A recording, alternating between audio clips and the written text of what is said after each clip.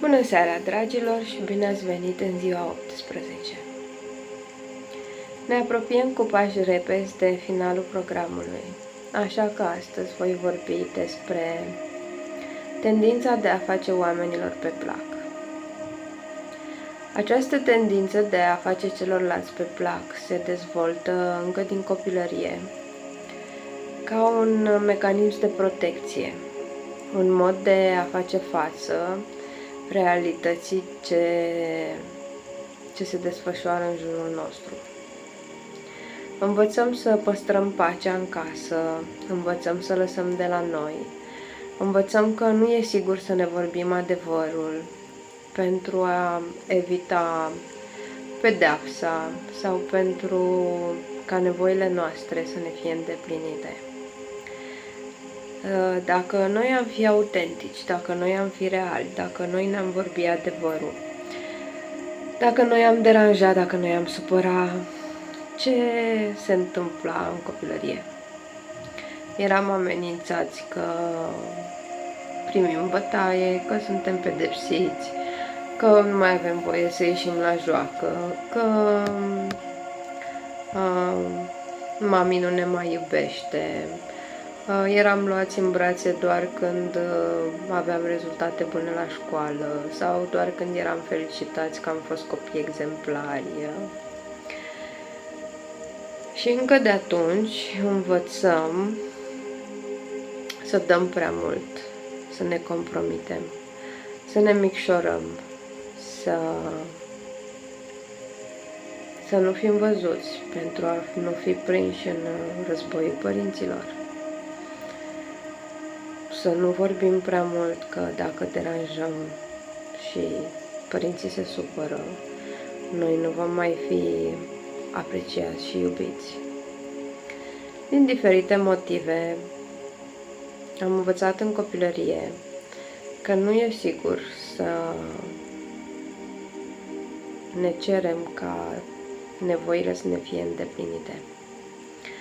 Și atunci învățăm să manipulăm într-un fel. Pentru că toate aceste metode sunt făcute pentru a obține ceva. Sau cel puțin așa credem noi, că dacă oferim și noi vom primi la rândul nostru, că dacă noi suntem iubitori și părinții noștri vor fi, și într-un fel încercăm să le câștigăm dragostea. Încercăm să-i manipulăm să ne dea ceea ce noi avem nevoie. Ceea ce nu este o dinamică corectă, nici pentru ei, dar mai ales nu este corect pentru noi. În acest proces, noi ne facem să credem pe noi înșine că dăruind mai mult, că păstrând pacea, că nevorbindu-ne adevărul, ne spunând lucruri care deranjează, noi vom primi ce ne dorim. Ceea ce este o credință falsă și ne duce foarte mult în lumea iluziei. Și ghiși ce? Nu vom primi ceea ce noi sperăm să obținem manipulând. Pentru că fundația acelei dinamici n-a fost reală și corectă. Iar viața ne va arăta întotdeauna adevărul. O altă chestie pe care această tendință de a face pe plac celorlalți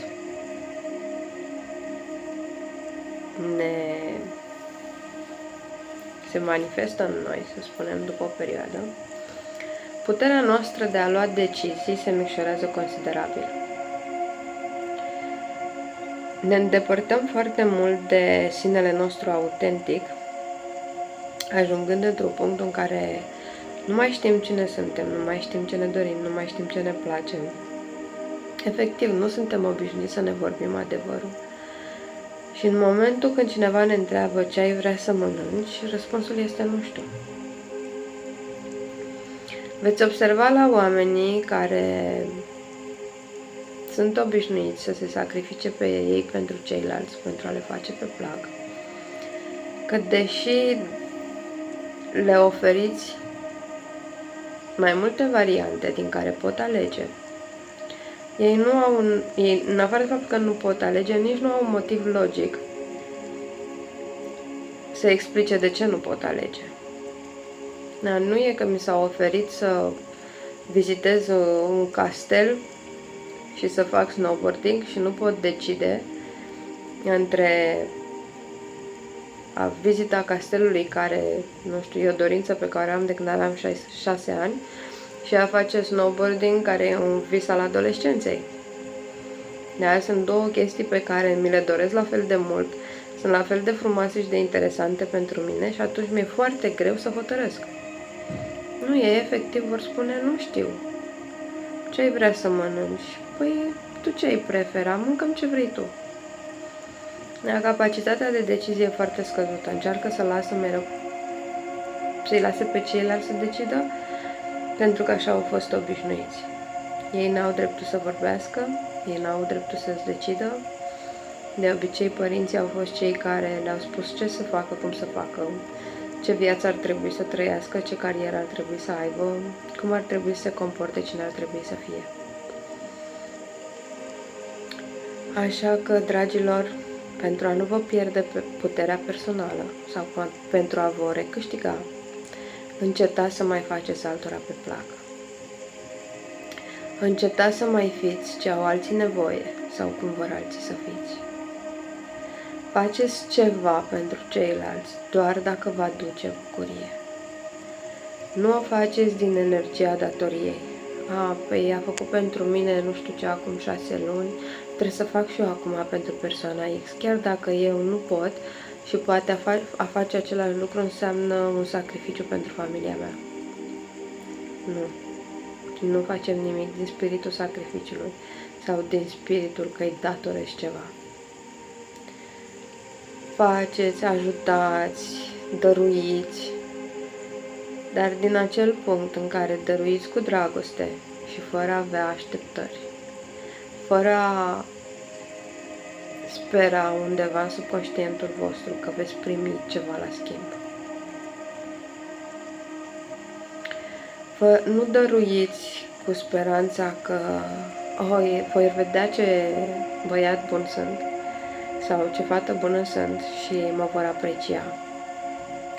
Nu dați pentru a obține validare și pentru a vă simți bine. Uite ce am făcut eu. Nu. Dăruiți doar dacă vă aduce bucurie. Oamenii care vă iubesc cu adevărat vă vor iubi și dacă răspunsul vostru va fi câteodată nu. Ceilalți veți vedea diferite tipuri de reacții ale oamenilor care erau obișnuiți să vă manipuleze și să obțină de la voi întotdeauna un răspuns afirmativ. Am o prietenă care mi-e dragă tare și căreia îi plac foarte mult molurile. Eu nu sunt genul. Agitația, aglomerația, gălăgia, zgomotul fără fond mă obosesc. Pot vizita un mall 1-2 ore, după care încep să mă simt obosită și mă văd nevoită să mă retrag. Mie îmi place mai mult să stau în aer liber, în natură, să mă plimb, să merg la expoziții de artă, la teatru. Așa că pentru a îmbina plăcerile amândurora, de obicei ne întâlnim la mall. Mergem puțin la cumpărături, o oră, 2, după care, dacă ne permite timpul, stăm undeva și mâncăm în aer liber sau dacă nu, ne retragem într-o cafenea mai micuță, mai intimă, mai liniștită, unde mâncăm ceva delicios. Da, îi place și mâncarea delicioasă. Și oarecum îmbinăm plăcerile amândurora. Când există dragoste, când există cooperare și comunicare, întotdeauna se găsește o soluție win-win, în care ambele părți câștigă. Dacă acea soluție nu se poate găsi, înseamnă că poate acea dinamică sau acea persoană nu este cea potrivită. Și atunci ne uităm dacă prezența acelui om aduce valoare în viața noastră sau doar o diminuează. De fiecare dată când ne sacrificăm pe noi pentru a face pe plac celorlalți, plătim cu o bucățică din sufletul nostru, până când ajungem să ne simțim drenați, plini de resentimente, de frustrări, nefericiți și din ce în ce mai deprimați. Așa că vă întreb, merită oare cu adevărat? Și acum o să vă rog să închideți ochii, să respirați adânc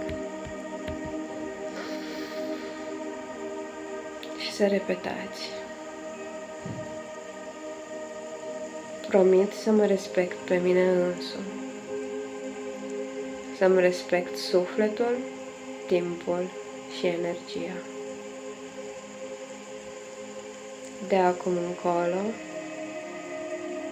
încetez să mai fac pe plac celorlalți și îmi prioritizez propria fericire.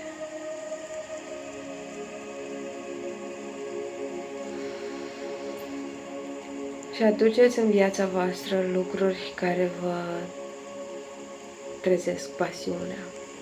Umpleți-vă timpul cu lucruri interesante și care contează pentru voi. Începeți un nou hobby,